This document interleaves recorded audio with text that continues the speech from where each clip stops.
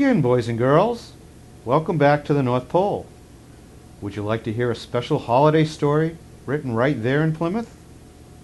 Well, Professor John Kilbourne, who now lives in Michigan, wrote The Magic Christmas Elf in 1995 when he and his family lived in Manomet. His daughter Zoe drew the illustrations for the book when she was just 5 years old.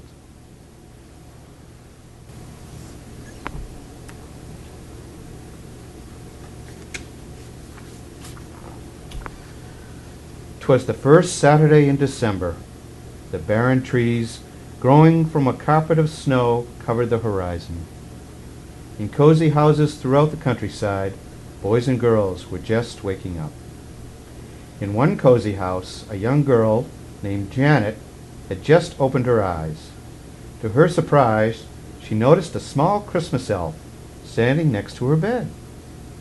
He was only about 4 inches tall, wore a bright red hat, had funny black boots, and a fluffy white beard. Janet immediately ran upstairs to her young brother, Darwin's bedroom, to tell him about her mysterious visitor.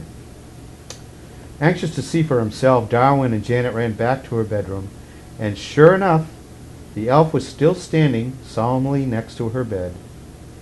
Darwin noticed a small envelope in the elf's hand. Janet removed the envelope, and together they opened it.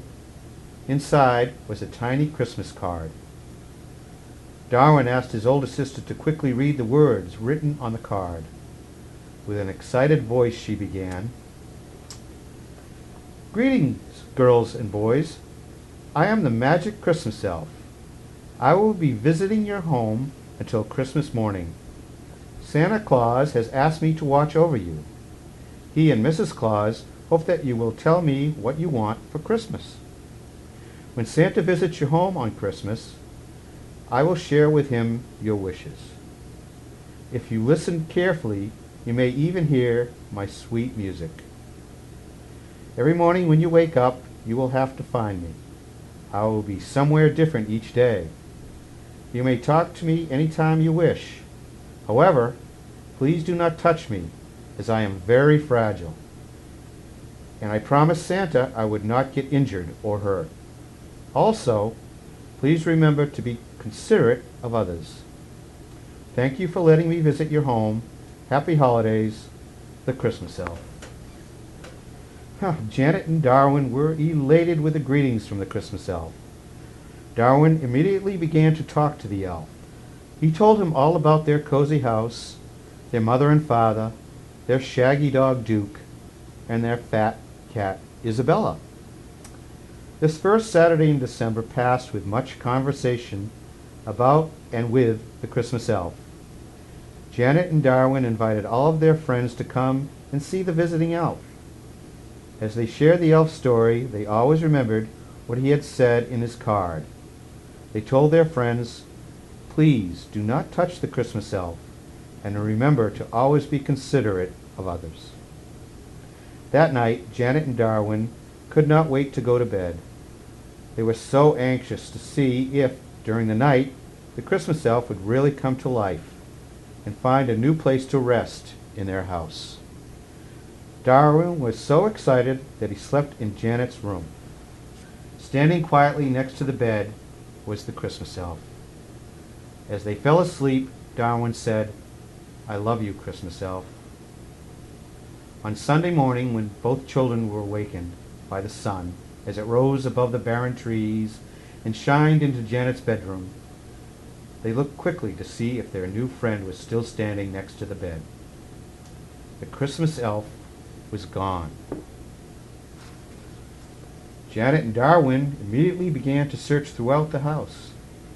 They looked in the kitchen, in the living room, by the fireplace, and finally located him in Darwin's bedroom, resting on the top of Darwin's chest of drawers. Both Janet and Darwin pranced with delight, having found the Christmas elf. Each and every day, from this Sunday until Christmas Eve, Janet and Darwin woke up to find the Christmas elf in a different place in their house. And each and every day, whether it be before or after school, they would talk to their special friend. They shared many stories about their family and friends.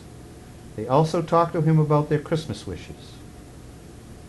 When Janet and Darwin awoke on Christmas Eve morning, they searched and searched their house looking for the Christmas elf.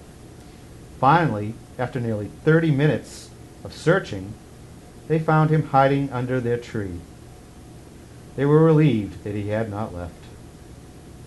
That evening, after a dessert of Grandma's Christmas cookies, they prepared a special plate for Santa Claus. On the plate, they left 3 sugar cookies and a glass of fresh milk. Before they went off to bed, they spoke to the Christmas elf one last time. As they left the living room and walked to their bedrooms, Janet turned to the Christmas elf and said, "Merry Christmas, Christmas elf." In a soft voice, Darwin added, "We love you." The next morning, Darwin awoke to the soft sound of snow blowing against his bedroom window. He ran swiftly to Janet's bedroom, rustled her from their bed, and both children raced to the Christmas tree. Under the tree were many beautiful gifts. And the Christmas elf had indeed told Santa Claus about their wishes. As Janet and Darwin looked around, they could see that Santa Claus had been in their house because the cookies were all gone and the glass of milk was half empty.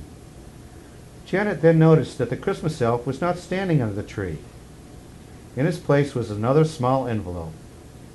Janet opened the card and read it to Darwin. "Dear Janet and Darwin, thank you very much for letting me visit your home over the holidays. You are both precious children. Please remember me throughout the new year.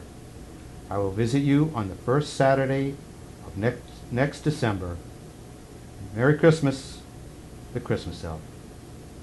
Janet looked at Darwin. His eyes began to water, and tears began to stream slowly down his cheeks.